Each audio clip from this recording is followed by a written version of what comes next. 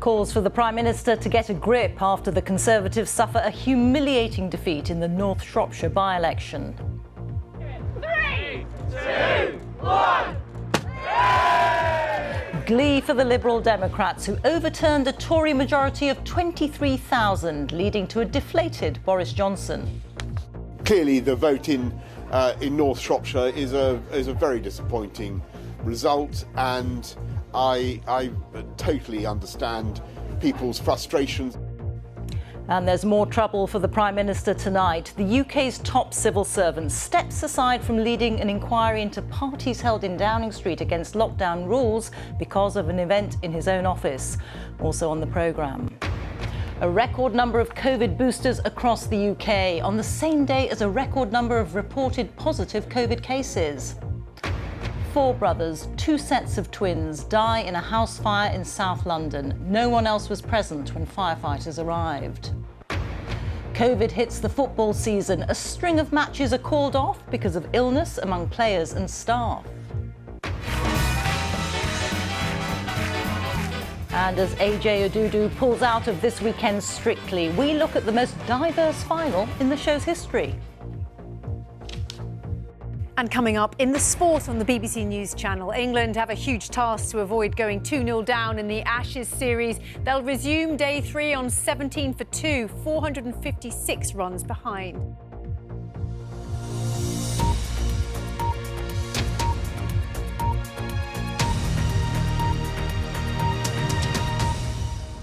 Good evening. Boris Johnson is facing questions from within his own party about his leadership style after the Conservatives' crushing defeat in the North Shropshire by-election.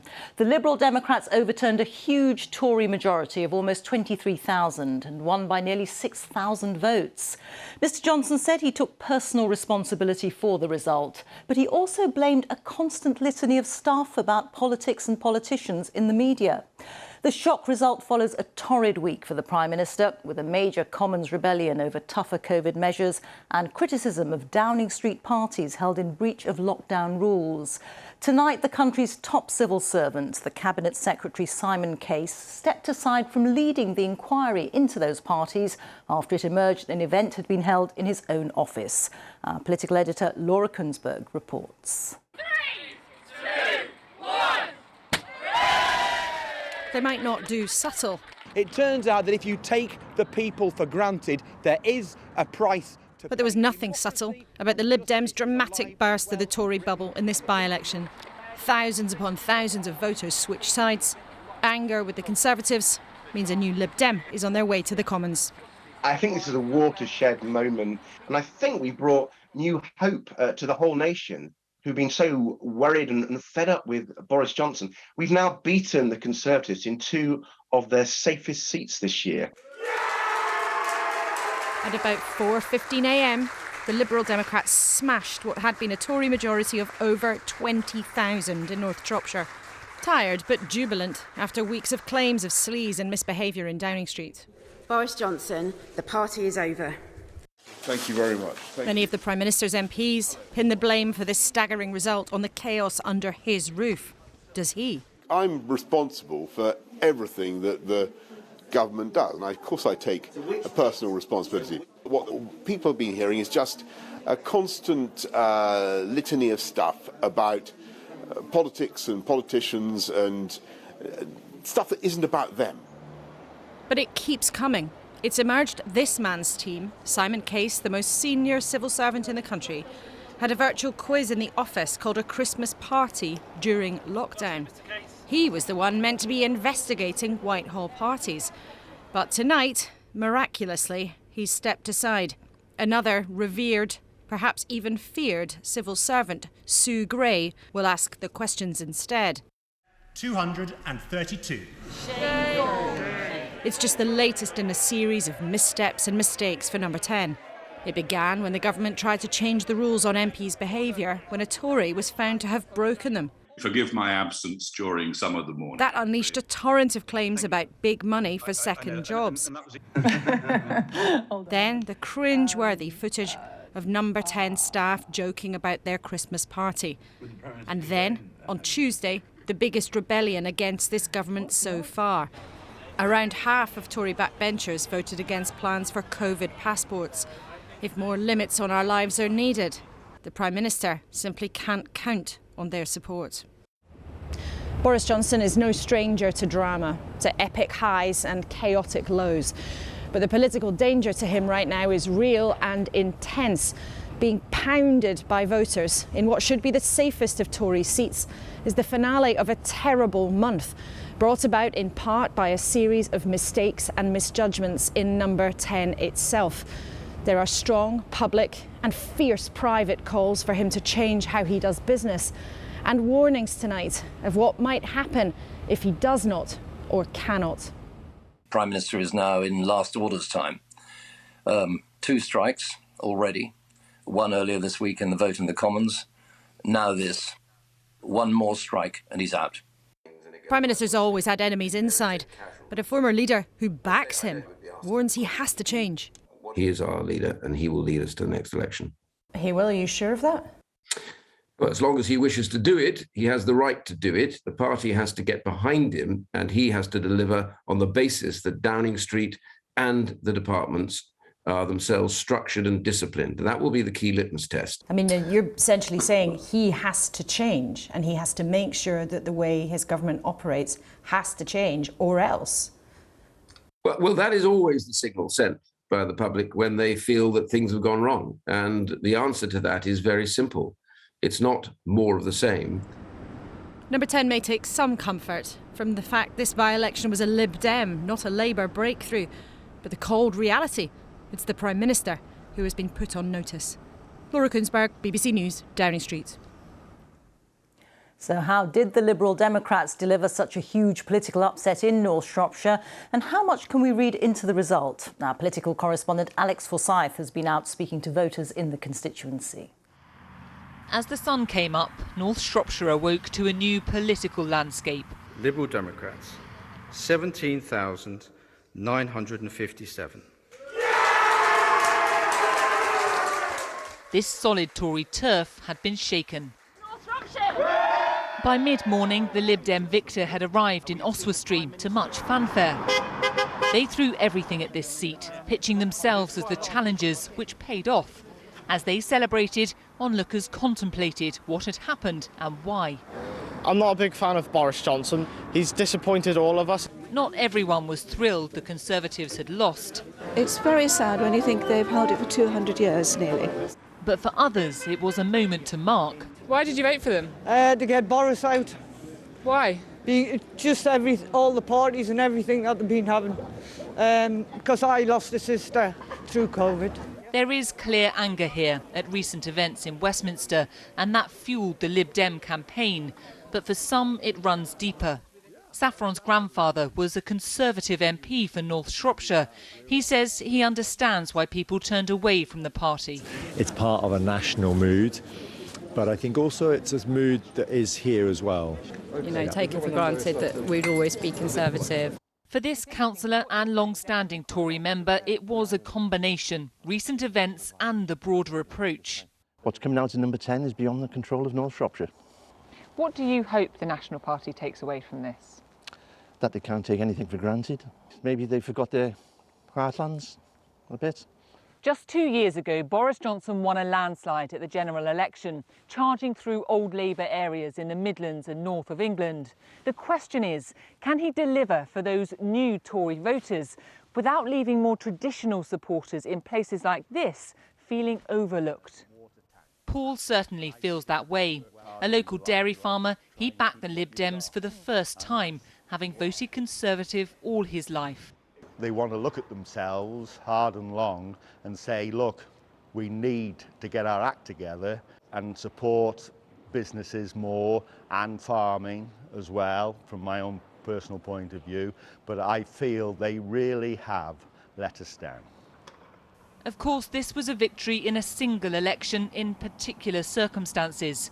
But it is a sign for the Conservatives that something is broken. How they respond could determine how long the damage lasts. Alex Forsyth, BBC News, North Shropshire. As we've been hearing, the UK's top civil servant Simon Case has stepped aside from leading the Downing Street party inquiry because of an event in his own office. Our political correspondent Nick Eardley is in Westminster for us now. And Nick, just how damaging is this for the government? I don't think there's any doubt this is another damaging episode, Rita, after a series of damaging weeks for the government. Simon Case is the Cabinet Secretary, the man who was brought in by Boris Johnson just 10 days ago to try and clear up whether there had been rule breaking in Whitehall last Christmas. The government hoped that would allow people to move on from this episode, but we're still talking about it because accusations keep emerging. Now, the Cabinet Office acknowledges that there was a quiz in Mr Case's private office with staff who'd been in all day taking part in the office last Christmas. They say Mr Case didn't take part, though he did speak to staff as he left for the night. Downing Street says he's recused himself from the process to make sure the public can still have faith in the investigation. But this marks the end of a torrid period for Downing Street. In particular, the last few days could scarcely have been more challenging when you figure in the North Shropshire by-election, when you figure in that massive rebellion we saw in Parliament on Tuesday. It's left many Conservatives deeply uncomfortable with what's going on in the party, and some continuing to question Boris Johnson's future. Nick, many thanks. Nick Eardley there. There's been a record number of new coronavirus infections across the UK for the third day in a row. Over 93,000 new cases have been recorded in the past 24 hours, and Omicron is now the dominant strain of COVID in Scotland. Documents from the Expert Advisory Committee, SAGE, seen by the BBC, suggest that extra measures would be needed to slow the growth in cases in England.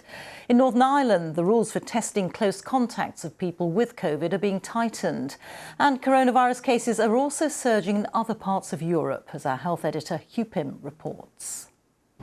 It was a record day for boosters, and unlike many other sites this week, there was no queuing at this walk-in centre in Barnsley, set up yesterday. We've got a lot of vaccinators on site and a lot of admin support, so patients are getting a really good experience. They are in, they are out and away. But there's a warning that to slow the spread of the virus, the vaccination effort on its own may not be enough. Papers from the expert SAGE committee seen by the BBC suggest that COVID hospital admissions could double by the end of this month. Scotland's First Minister, meanwhile, said her prediction of a tsunami of cases was now coming true, with Omicron the dominant strain of the virus. She warned people again to limit social mixing. If what matters most to you is spending time with your loved ones on Christmas Day, and I think that's what matters right now to most to many of us, don't risk that by going out before then and possibly catching COVID. Because the reality is, if you are mixing with others just now, getting this virus is a real and increasing risk. The spread of Omicron in the UK has led to a French government travel ban on British tourists from 11 p.m. tonight. Visitors will need a compelling reason to enter France. The virus is already putting pressure on the French health system, with a new wave of cases. The hospital ICU is currently at full capacity as patients have been coming in for the past 20 days. 70% of the ICU patients are positive COVID cases. Concerns are growing around Europe. The UK's overall COVID case rate relative to the population has gone up sharply, but France is not that far behind. And Denmark in recent days has seen a steep increase, and that's been linked to Omicron. The Danish government is proposing new restrictions, including closing theatres and cinemas and limiting the number of people in shops. And in Ireland, all restaurants and bars from Sunday will have to close at 8 p.m, and there'll be a ban on evening indoor events. There were warnings too from the European Commission President. We know that the Omicron variant is really threatening us. It is spreading at a ferocious pace and potentially has the risk of escaping our vaccines, at least partially. But on that question of vaccines, there's more positive news. A preliminary UK study suggests they may be as much as 85% effective in preventing people getting the new variant, then needing hospital treatment. Hugh Pym, BBC News. The government's latest coronavirus figures for the UK show that there were 93,045 new infections recorded in the latest 24-hour period. That is the highest daily figure recorded so far in the pandemic. On average, 68,176 cases were reported per day in the last week. 7,611 people were in hospital with COVID as of yesterday. There were 111 deaths. That's of people who died within 28 days of a positive test, which means the average number of deaths over the past 7 days was 113. The total number of people who've died with COVID now stands at 147,048. On boosters, as we've heard, it was another record, with over 860,000 people getting their third or booster jab, bringing the total to over 26.3 million. In Wales, the First Minister Mark Drakeford says people must brace themselves for the storm of Omicron. He's announced more COVID restrictions to try to slow the spread of the new variant. Wales has so far confirmed around 100 cases of Omicron. But from December the 27th, all nightclubs in Wales will be closed. Social distancing in offices and shops will be reintroduced. There'll also be a 2-metre rule in workplaces and one-way systems in shops. And face masks are still required in most places and on public transport. The Chancellor Rishi Sunak has held talks with business leaders about the impact of Omicron after cutting short a trip to the United States. Many businesses are calling for urgent help from the government. Retail sales have been hit and hotels and restaurants are reporting cancellations at what is normally one of the busiest times of the year. Danny Savage reports now from Leeds. At the Myrtle Tavern in Leeds tonight, the ventilated marquee outside is credited with saving this business throughout COVID. They understand people might be wary about going out, but they are being firm about cancellations. We sent an email on Tuesday to everyone who's booked in December, and it basically told them, you will be charged if you don't let us know. Please let us know in any other circumstances. And we've had probably 150 cancel, but we've got, like I said, 6,000 bookings, so 150 is not really that bad.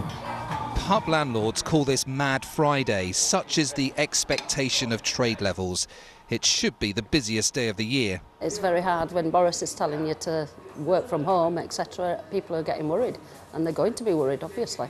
You know, I'm pretty worried for my business, obviously, because it's going to be a lot quieter, I think. But I've got all the staff in today to make sure that Mad Friday is Mad Friday, and we go full force at it. And shortly after 11 this morning, the first customers were in. Everyone fully aware of COVID, but also wanting that traditional Christmas drink. I've toned down my plan for today. We were supposed to be out all day and go to another function this evening, so I'm going home around tea time before the town gets too busy. Just kind of carrying on and double jabs and boosted, so just got to mitigate the risks as much as possible. What was happening was people were starting to want to pull out of the party. Catherine employs 70 people, but reluctantly cancelled this week's work Christmas party. And I just thought it was terrible if somebody went back, got COVID, and then perhaps couldn't go home, spend Christmas with the mum, the dad, the grandparents. So I wanted to preserve their family Christmas, because we can have another Christmas party at another time. At this stage in December, these shopping streets should be busier, but retailers like this one in Northampton could really do with some bumper days. It's even more important this year, just to bring as much money in as we can so we can fight another day. It's definitely affected it in the last week or two. Not so many people around. Staff being hit by COVID is a worry too. The biggest thing that retailers are certainly worried about and monitoring on a daily, almost hourly basis is absence rates, because that is really critical when the labour market is so tight at this time of year. Hospitality bosses aren't feeling particularly festive. Businesses are looking for help again from the government in the form of tax breaks, but they haven't come yet. Danny Savage, BBC News, Leeds. A 27-year-old woman has been arrested on suspicion of child neglect after 2 sets of twin boys, aged 3 and 4, died in a house fire in South London last night. London Fire Brigade confirmed that the 4 children were the only people in the house when they arrived. Helena Wilkinson reports. The 4 little boys who were killed in the fire, named locally as Kyson, Bryson, Leighton and Logan, They were found alone inside the house when crews arrived. Richard Dawes is a neighbour. The fire brigade came out onto the roof. They broke the window. Smoke came out. Came through the back of my house into the front. And by that time, the fire brigade had gone in through the front door and they started to they had a look round and they brought the 4 children out. The scale of the emergency response was huge. 60 firefighters tackled the intense flames. They ripped through the entire ground floor. The children were taken to hospital. It is there where they died. Emergency services are used to dealing with difficult incidents. This, though, has been felt deeply. Our London Fire Brigade colleagues acted heroically in recovering their children, and I want to pay particular tribute to them. I know this incident will have a lasting impact on them and on the police officers and paramedics who were involved. Flowers, teddies and messages of sympathy have been left here. 2 of the boys' nursery teachers were among those who came. They said the children's Christmas presents had been waiting for them. The primary school, attended by the 4-year-old twins, said the school and its entire community are devastated at the news of the tragic loss of the 4 children.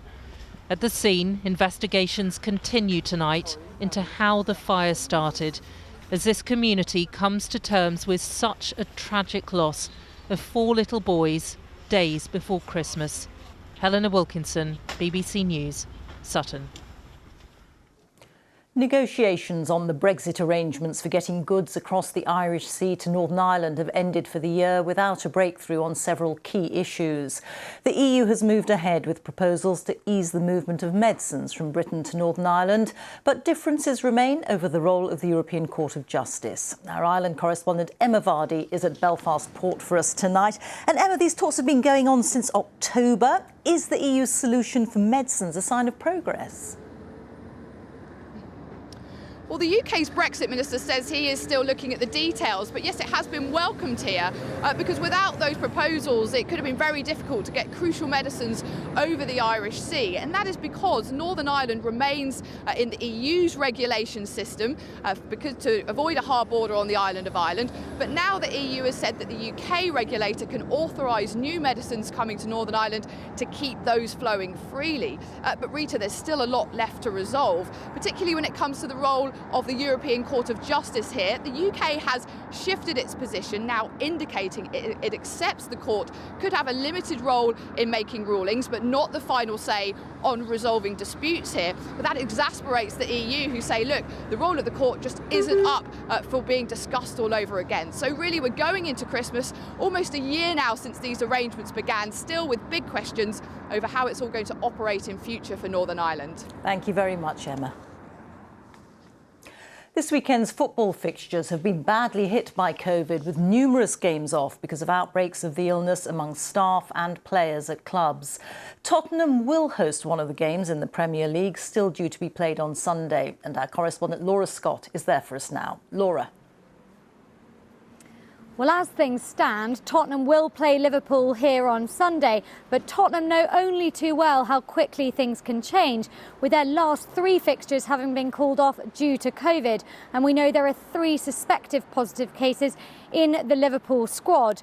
More games have been postponed in the Premier League because of COVID than in all of last season, including 5 of the 10 games that were due to be held this weekend. Elsewhere, 19 English Football League games are off across the 3 divisions, and 5 Champions Cup and 2 Challenge Cup games are off in rugby union. The Sports Minister, Nigel Huddleston, has issued a fresh push on vaccinations after it emerged that 25% of EFL players don't intend to get the vaccine.